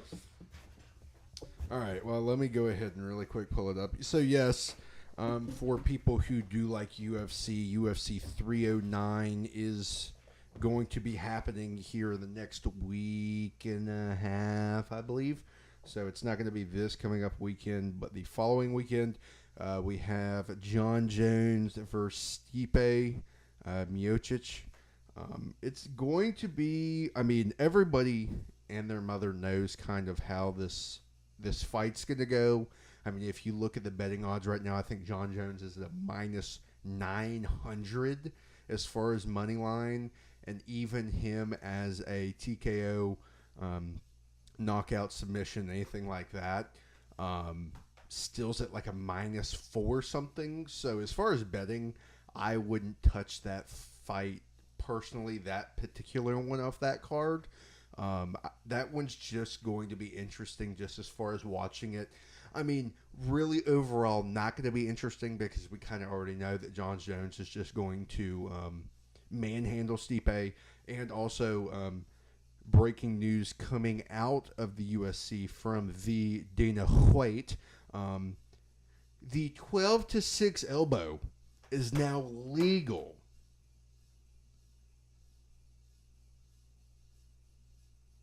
Let me say that again. The 12-6 elbow is now legal in the UFC. Now, the question is, did Dana White do this purposely a week and a half before Stipe and Jones go? Because Jones likes to do, some little elbow checks every here and there that aren't really the most legal or unlegal, maybe. But it is going to be very interesting to see that as well. But that fight is not going to be great. I think the best fight on that card overall is definitely going to be Charles Oliveira and Michael Chandler. That's going to be definitely a good fight. It's a big fight for Charles Oliveira because we did see UFC 300, it was either UFC 300 or UFC 299. He did end up losing, was very sad, but I feel like he can get his redemption and maybe try to make a run at the title. One more shot. He is getting up there in age. But I don't know. I really don't know. The defense held him to another 3 and out. This is not field goal points. Okay. Points. Okay, so it was another 3 and out. Okay, so they went down the field. Yeah, they went down the field. But yes, 309 is going to be very interesting. I think that honestly, overall, UFC 310 as an overall card is going to be a heck of a lot better, especially since Shavkat and Bilal probably won't be fighting. There are talks that Alex Pereira might actually be fighting in that spot pretty much. So he will be fighting for his 4th title contention in a 12-month span, which would make him the 3rd UFC fighter in history to do that, joining the John Bones Jones and Tito Ortiz, which would be unbelievable what we will see, because I don't know if Bilal is actually going to be healthier enough to actually go. Cyril Gane, Alexander Volkov, that's going to be a pretty good fight, especially if they put in Pereira as the light heavyweight. So pretty much having a light heavyweight and a heavyweight bout all in the same night would be crazy. On top of that, we're going to have Nick Diaz fighting for the 3rd time in like 10 years. Homie hasn't won a fight since 2012. And then we also have Anjaman Sterling trying to, make another title run. But we will see. For sure. Honestly, not a big UFC guy. But, I'll get you. Trust me. I was not either. And then the more you keep talking about it to me, the more I'm like curious about getting into it. It bites you like a bug, brother. And you don't. This sport, honestly, in overall grand scheme of things, just because you're not having to rely on 5 others or 8 others or 10 others. It's you fighting pretty much to the death against somebody else. And it's literally who is the better fighter. No ifs, ands, or buts about it. Damn. There's no wind. There's no, they missed the snap and all this. It's going to be like, no, it's going to be right here, right now, who's going to be the best fighter. Yeah. Now, there are some things that happen, like kicks to the nether regions, or some people, like with some cheap shots, yeah. Some stuff will be like eye poking. That'll get iffy, but it's a beautiful sport. Okay. Beautiful. How's me and boxing Logan will right get now? you, huh? How's boxing right now? Is that like falling off? Yeah. Dang. I think that it will make eventually another come up soon. I just don't think it just doesn't have the same. Boxing hasn't. They've had Manny Pacquiao and Floyd Money Mayweather and all that, but they haven't had the people to the degree of Alex Pereira, John Jones, Conor McGregor, that can sell pay-per-views, that can sell merch, that can sell all that stuff. Like, yeah, they make a whole bunch of money boxing. Like Floyd Money Mayweather's make a whole bunch of money. Yeah. But like, other than that, as far as popularity and publicity and marketing, boxing's only had it because boxing's been around since the 1800s. UFC fighting didn't actually happen as an actual sport until like the early 2000s, late 90s. That is very true, yeah. So there is a sport that just finished up this past couple of weeks. Two players that used to play for both teams that we like helped both of our teams get a World Series back in the day. It's hilarious. And both of them were one got MVP of the World Series. The other one was very close to getting the MVP of the World Series. They both showed the Yankees how to play baseball. Showed Aaron Judge how to hit the ball, actually swing the bat on a 2-2 count. Because I think the Yankees throughout those 5 games only swung at 10% of pitches that were on a 2-strike count. Oh, overall, like statistically, the Yankees were better that entire series. Yeah. But that's just Freddie Freeman, baby. You don't need Shohei Ohtani gets injured on a slide into second and is kind of mid the rest of the series. Who cares? Yeah. You have Mookie Betts who can get on the base, and then you have Freddie Freeman who can hit him around the bases. Yeah. There you go. Boom. It's just like how the Braves had him and Azuna set up. Azuna gets on base, and he just hits something in the gap. Yep. Goes around. Yeah. So the sad thing about Freddie Freeman winning with the Dodgers. I give him all the credit in the world. He deserves what he got with 1000%. MVP World Series. But me and my brother were talking about this. James, if y'all know. We were talking about this right after the World Series happened. Freddie Freeman is not going to be remembered as somebody who carried the Braves to win the World Series when they did, which he was the guy that they put that whole entire season on. Yep. Him, Azuna, and Albies. Them three were like who they were going to. Yeah, Matt Olson, all those guys. It was a team effort, but it was mostly led by Freddie Freeman. After losing him and going to the Dodgers, you know for a fact something like this was going to happen. But he really took charge of that team. I would say he is the captain of that Dodgers team. Mookie has been there longer, and he has that bigger influence in the dugout. But Freddie Freeman showed up, and he's a great teammate overall, great human being overall, well-deserved on everything he does. But he came in there, and he basically took in charge of that dugout. And I give him a full round of applause on that. Oh, yeah. Stepped up when Shohei definitely was having struggle, even though Shohei has been the player of the MLB all season. Yeah. Freddie and Mookie will definitely be in the Hall of Fame. Oh. For sure. First round. Both of them already have 2 rings. Yeah. They've had, I don't know with two different teams. With 2 different teams. That's hard for a lot of people to do in MLB. That's a very hard sport to go to 2 different teams and win a World Series. It's just like how hockey is. That's our next sport that we're going to talk about because things have been taken off pretty well for both the Lightning and the Bruins. The Bruins did have that hiccup the first week. I thought that our 2 additions were going to be our demise. Yeah.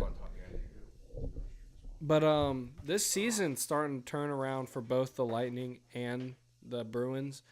I really thought with Stamkos being gone and a lot of these different trades that happened this past offseason, I really thought the Lightning were going to take a little fall, but it kind of looks like they're building back. They're getting a lot better here recently. And I do have to say the return of Stamkos coming to Tampa, that was a sad moment for me.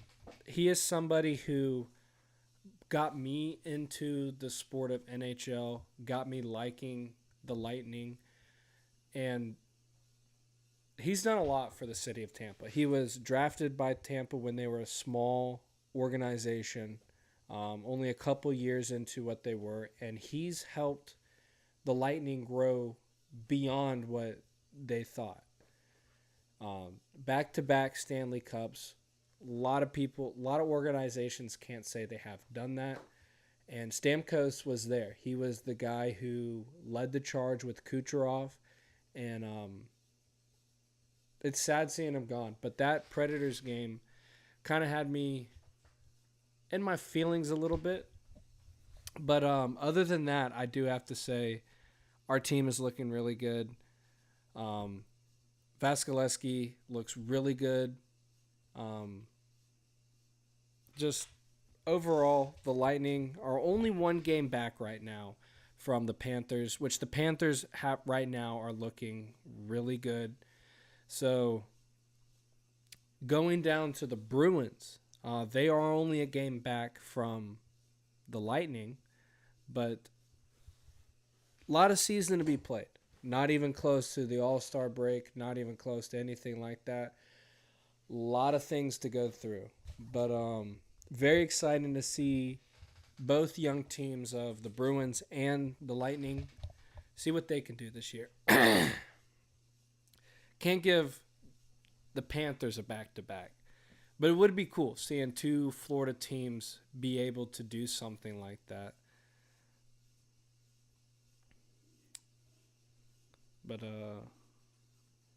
yeah. That's just the Eastern. We'll go over here to the Western real quick. Talk about all these different teams. Right now, the Golden Knights and the Kings are looking pretty good in the Pacific Division. And the Jets and the Wild are neck and neck over there in the Central Division of the Western Conference. A lot of people are talking about how the Predators aren't looking too hot right now. They're sitting at 4-6 right now, so not very good. They thought bringing in Stamkos would have helped that team go to the next level, which, again, long season. But as looking at just a small glimpse of the season, the Predators have a lot to work on, a lot to get better. But it's a long road. Don't get me wrong. But the Bruins are wearing the Stanley Cup. Bruins are wearing the Stanley Cup. Calling it right now, like I called SMU winning the ACC. All right, let's see it. Maybe the Lightning will stop them. They did last time, didn't they? No, the Panthers did. No, the Panthers did. That's right. Panthers almost swept us. No, it literally. No, that's right. It came back on y'all. It was literally who was ever going to win the East was going to whoop. Yeah. So it was literally us or the Panthers was going to win the Stanley. Mm-hmm. That was pretty much the Stanley Cup. Was the Eastern Conference Final. Toronto, I mean, not Toronto. The Rangers were up there, too. Yeah. It looked like they were going to win it for a bit. It's like, it was going back and forth. But our last little bit of professional sports to touch on is NASCAR. NASCAR! Yeah, it's winding down. We're coming down to the Championship 4. So a lot of stuff happened this past week at Martinsville. We can all go to bed and rest easy knowing that Denny Hamlin has been knocked out of the playoffs. You hear that, Dalton? And but we have to be in somber for a second because as Ryan Blaney did win this this race, he did pass Chase Elliott to win this, knocking Chase Elliott out of the playoffs. But William Byron did scrape through, make it into the Final Four. So right now we have Joey Logano, William Byron, Ryan Blaney, and Tyler Reddick. Those are our 4 that are in the championship right now. Ty Gibbs tried to replay what Ross Chastain did with that melon car. That's actually not the melon car. Could it be? No, it's not. He tried to redo what Ross Chastain did, going up on the wall and passing everybody, and he actually got penalized for it, which got William Byron in. So it's very interesting right now. Very, very interesting. NASCAR is getting to that point where it's like, man. Yeah. I think we're coming down to the last 2 races. Our last 2 races? We got one more race. The Championship Series, which is going to be at Phoenix this Sunday. That's going to be exciting to watch.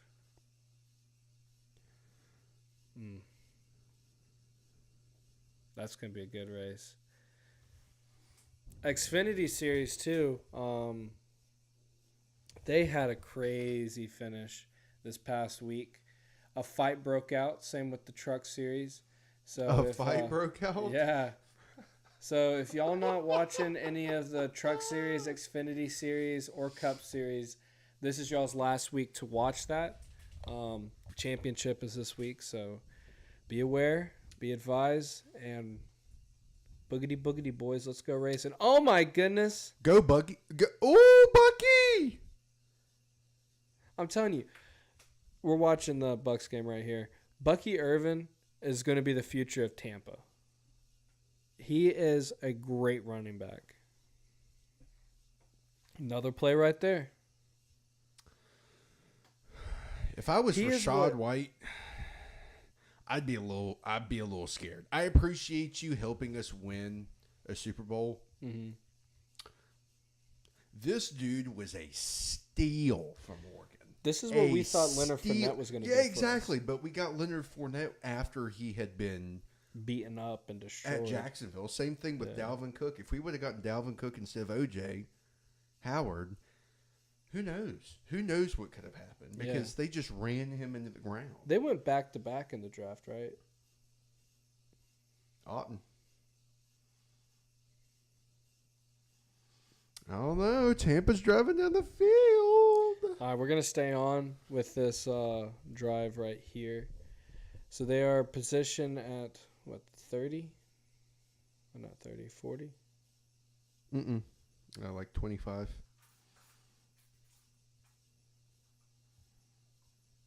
It's 2nd and 8 right now.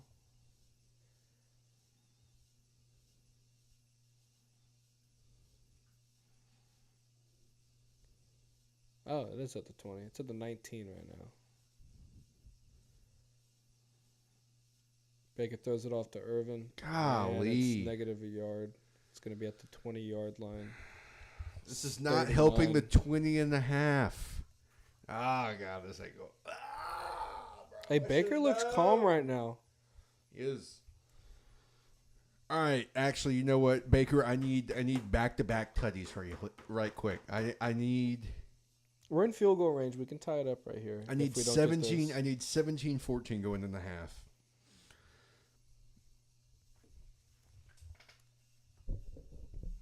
That would be hilarious. That would be my luck. That everything else hits except. Ooh, there we go. Was that Bucky again? No, that was completion of Winfield. No, Shepard. No, Shepard. Sterling Shepard's old behind, still playing in the NFL. I remember having Sterling Shepard on my very first fantasy team when we were in high school, when he played for Detroit. Yeah, he's been around.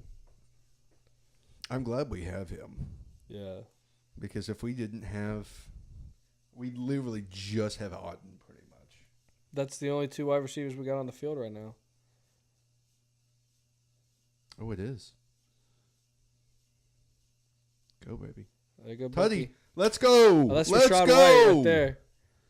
Tuddy Rashad. Rashad White. Wait, did Logan start? He didn't. There's no way. Don't you have Bucky Irvin? No. Who? I think Logan actually has Bucky Irvin. That's who I was going to pick up. I think Logan took him. Either Logan or Poppy took him. That was a beautiful run. He just waited, like he didn't pressure himself to get into the end zone quick. He just let his offensive line do what they needed to do. For sure. Which, honestly, when push comes to...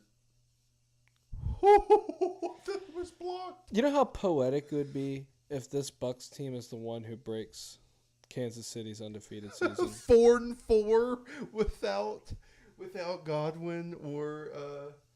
That would be awesome. Oh, my God. I know it probably, more than likely, won't happen, but... You never know. Yeah. You never know. The NFL is sports is just overall a crazy thing. Especially with Baker Mayfield. That dude, he has some magic. Those posts that you see that says Baker Mayfield is what we thought Johnny Manziel was going to be, it's very true. That is very true. Everybody thought Johnny Manziel was just going to go into the NFL and do great things. Or just do great things and be a good person in college. And that was not the case with him. But Baker Mayfield, he had that swag. He's a great person.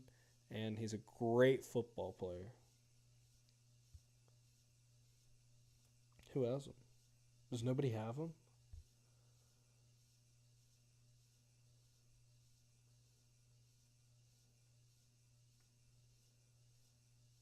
Oh, no, somebody does have him. Shoot! Who has That's him? Bucky. That's not Rashad. I know. Oh, yeah, no. Logan has Rashad White, and he's very upset. Guess who has him? Dalton. Dalton has Bucky? Of course. And he's probably not He's even probably starting not him. even starting him. Hold He's probably on. in his reserve. What a bum. He was playing me this week. I beat him. No way! There you go. There you go. Bro, Alvin Kamara had 27. Dang. Justin Jefferson, 21. Puka Nacua had 2 points. Kyle Pitts had 2 points. Before we head off, I do want to say this is an ad. Kenny, if you're still watching, you asked about the Mountain Dew. That wasn't an ad, but this is. If you want a sticker to put on your cooler, put on your car, and just put on anywhere. We make specialty stickers, ones that look like logos but are not logos, and ones that are our logos. So let us know if you would like a sticker or a patch. We have made Florida and Florida State ones. They're great to have around. You can use them as a challenge coin, put them on a patch, stick them to anything you like, or just give to a friend. What's good? You got a big idea. Did you take them to the FAMU game? No, my gosh. You could have sold so many. Oh, man. Oh, my gosh. We're going to have to do that. Oh, we need to do that next year. We're going to have to do that. I didn't even think about that because everybody sells stuff that time and everybody's into buying it. We need to get a booth. Actually, wait. We can't. Why? We can get a booth. Don't worry. We can't. I'll be able to get us a booth. Don't worry, bro. We'll get a booth. No, it's not the fact of us getting it. We can get a booth. We need Kenny to come. Kenny, you're going to FAMU homecoming next year because I feel like 2 white men in a booth is cultural appropriation. We just got to graduate from there, and then we'll be okay. Or we'll get 2. What am I going to go and get my doctorate from FAM? We'll get 2 people who have graduated from there, and I know 2 people. The guy who used to own the paint, or guy who owns the paintball field.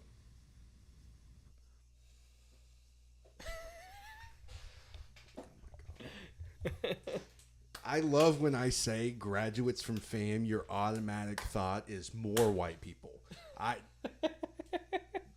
Yeah, I know some guys who played for the FAMU baseball team, but that is not going to help what I'm trying to... I know.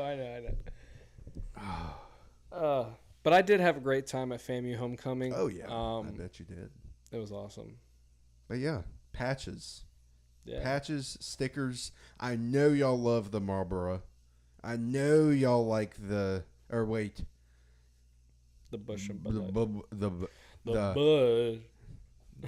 The what's Marlboro backwards? Arbabum. Just those stickers right there. They're great looking stickers. Great looking stickers. We are going to start doing shirts here soon. I have a heat press in my shopping cart that I'm going to get, and then we're going to start doing some DTF, and we're going to try to make these shirts ourselves, made out of love and care. And you never know, you might see a live with us doing the T-shirts while talking some sports, just sitting and talking. Like TikTok shop? Yeah, we'll do it just like that. If y'all want to follow us on TikTok, that does help us out getting to the point need to start cooking that. Of doing lives on TikTok. So, yeah, for sure, if y'all like anything that we do, I know we haven't done a lot of podcasts here recently. Because we have been busy. But if you do like anything we do, like and subscribe on YouTube. Follow us on Twitch. And come follow us on Instagram. Yeah.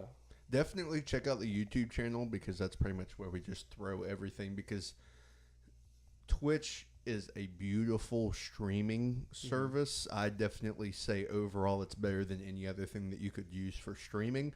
But as far as keeping things uploaded for people to watch and then come back and watch, Twitch usually takes stuff away. You have to bring it back up and kind of specialty set it. But a great way to just look at everything, all the podcasts that we've done, all of the interviews, all the pregame walks, everything like that. Go to the YouTube channel. Yeah, YouTube has everything live on raw footage.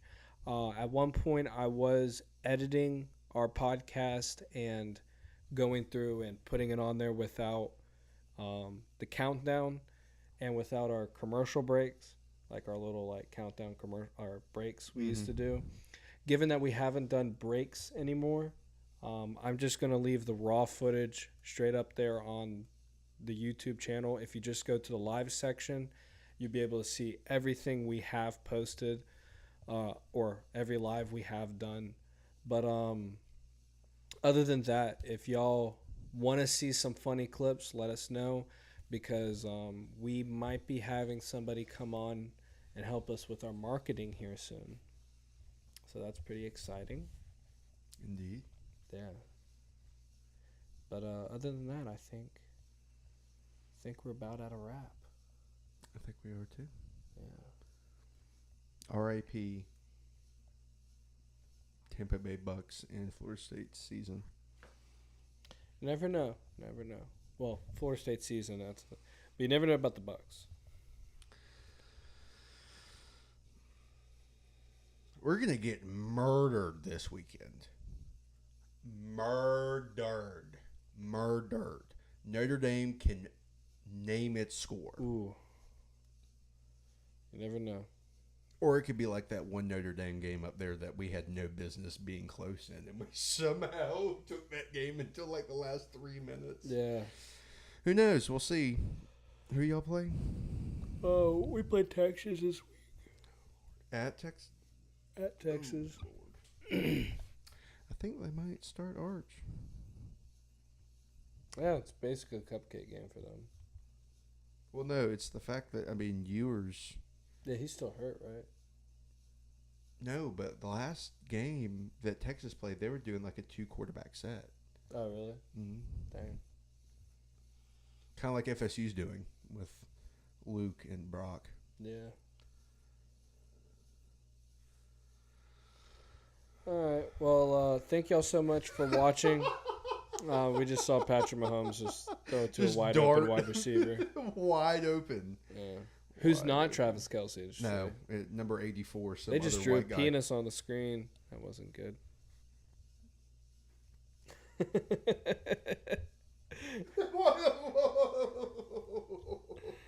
That's what they just did. You saw it. You saw it. I wonder who's calling. It's probably who was that awful announcer that used to call NFL games and always used to call the World Series games?